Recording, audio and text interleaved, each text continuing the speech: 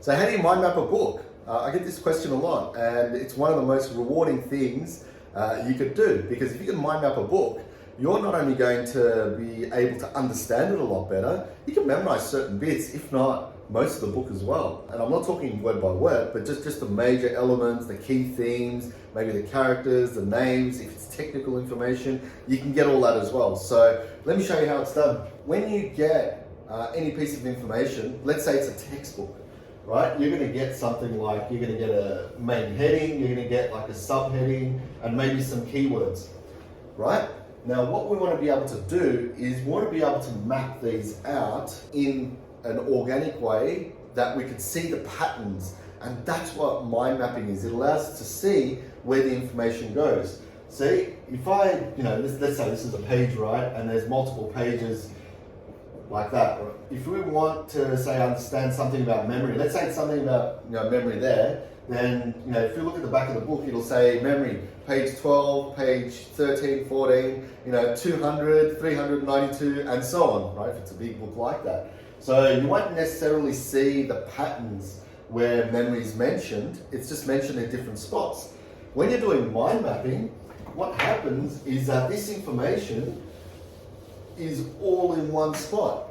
So you've got, let's say, a branch like this, and this might be memory, right? This might be memory. Now, that might be something on page 12, 13, 14, 15, and then 300, 392, and so on. So they're all in the same branch. So all you have to do is go memory, bang, here are the topics, right? Now, obviously, in something that's quite technical, it's not going to be this easy, right? If it was, great. So what we need to be able to do is we need to map out, like I said, the headings, subheadings, and so on. The best way to do that is to look at the contents page, right? So if you look at the contents page, there might be maybe 10 chapters, right? So 2, 3, 4, 5, 6, 7, let's do 8 for now. And in those 8 chapters, there might be a whole bunch of subheadings, right? You've got like, 2.1, 2.2, 2.3, here, and then you might have 2.1.1, 2.1.2, and so on, right? So the mind map will be really quite detailed. And then underneath all these headings, let's say you finished mapping out the headings, right? Because that's the first step. You've mapped out all the headings, you looked at the contents page, and there you go, right? Now, obviously, I haven't finished it, but if you're finishing it, the mind map will be quite big, full of headings and subheadings. Then what you do is you start reading. I know you could choose to speed read, or you could just read at your normal pace, but I often, when I work with people, I show them how to speed read so I can do this process a lot quicker and better as well. So anyway, as you're reading, then you obviously start from the start, right? You start adding in your keywords, right? Now the keywords are the important bits, right? So don't just add words like the and, which I've had people do in my coaching sessions. Anyway, you add these keywords in.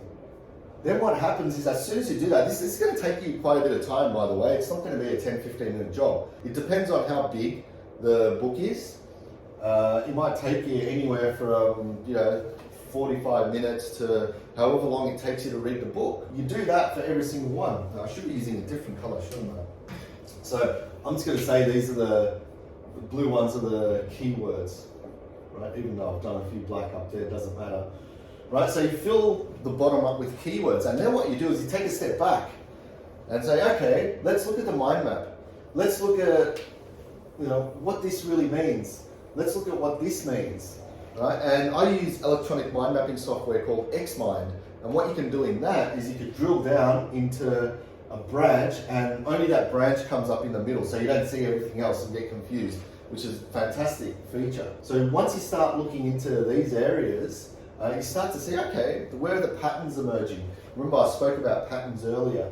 Now, where are the patterns going? What's the information? So you're not trying to memorize, you're trying to understand what's happening at this point, right? You're trying to understand, and then instead of trying to visualize or try and understand the whole book, what you're doing is you're trying to understand what's in each of the chapters, right? So if I said, what was, such and such about, right? Because that's where you get asked questions, say in exams and tests and so on. Then what you're really doing is you're not going there to recall, you're going to the main branch to recall, right? And because you're looking at understanding rather than memorization or recall, because you're visualizing, right?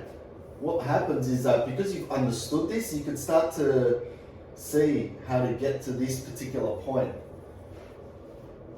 right? So it is a lot more of a challenge to just talk about it, but it's so much better if you practice it. So something like this, what I suggest you do is get yourself a book. Now, it doesn't have to be a huge book. So it could be something technical. Technical is good because it's got a lot of abstract words and challenge you to visualize a lot more. So get something small, get something technical, map out all the chapters, right? And the headings, the subheadings, sub-subheadings, whatever there is.